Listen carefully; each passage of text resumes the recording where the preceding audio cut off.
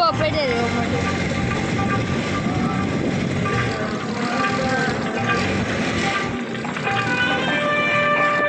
எவனா பிக் பண்ணி அடிச்சுட்டு போயிட போறான். இப்போ ஆன்ல தான் வந்துட்டு